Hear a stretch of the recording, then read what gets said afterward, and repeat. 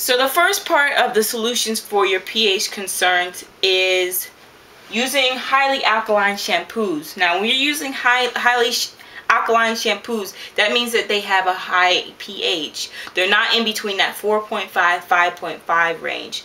Now usually high alkaline shampoos are usually your Castile soap, which is what I have here, Dr. Bronner's, and also basically your sulfate shampoos. Now I've listed the harsher type of sulfates that are found in some of your shampoos. Like I have the sodium lauryl sulfate, or ammonium lauryl sulfate, or the ammonium lauryl sulfate, or the, I say T, but it's TEA lauryl sulfate, or the T lauryl sulfate. I hope I pronounced those right, because I am bad at pronouncing things. But anyway, so those are things that you should consider when you're looking at shampoos. Now you want something like this. Like I have, this is basically acid balance. It says, I believe it says pH balance on here, or it says balanced actually. But it doesn't contain any of the sulfates that I mentioned up here. And this is Trader Joe's Balanced Moisturizing Shampoo and Balanced Moisturizing Conditioner. I love this stuff. I've been using this for a few weeks, well actually a few months now.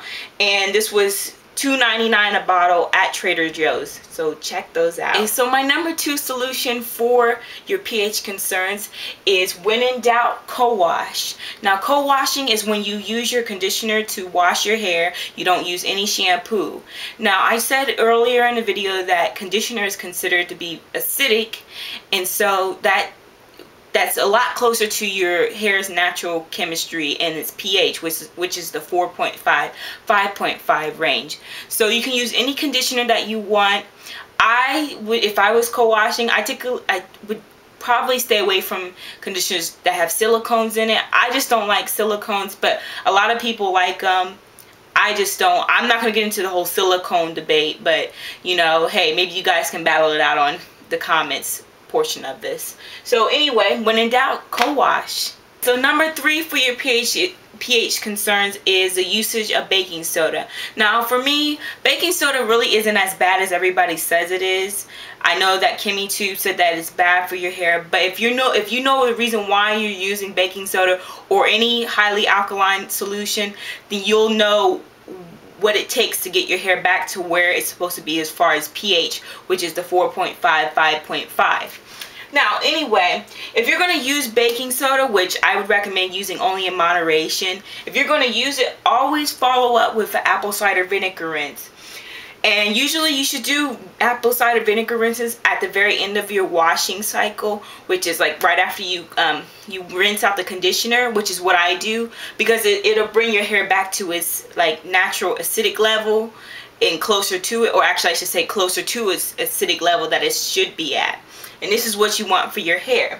Now, and also I just want to make sure that you don't wash it out. Don't wash out the apple cider vinegar, because water is considered to be more alkaline, so that's basically defeating the whole purpose of doing apple cider vinegar rinse. So don't rinse it out after you already rinse your hair with the diluted apple cider vinegar. So the 4th solution of your pH concerns is to become a scientist, basically. Buy pH strips. Now I have my little pH strips here that came in this little capsule right here, and this is a pH strip that I have. Now what you do is you dip it in a solution, and then it'll change colors, and then it should come up. I know it looks really ripped, it looks really bad, but one of the colors on here will show up on this strip.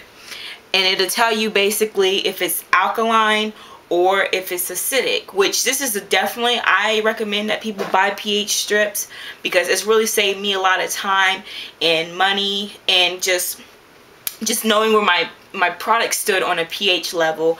And I swear to you, once I started doing that, my hair drastically changed. So I suggest that you go out and buy pH strips.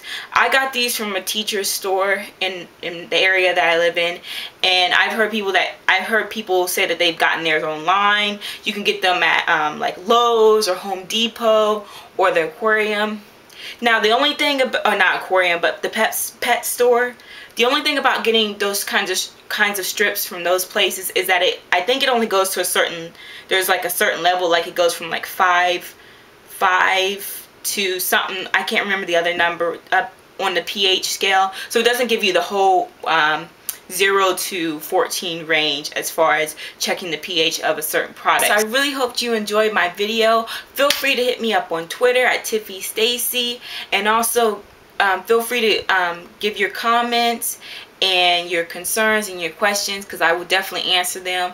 You know, I'm not an expert, but I enjoy this stuff enough to let you guys know and share the knowledge that I've learned. So hit me up on Twitter, hit me up on YouTube, and I'll see you guys later.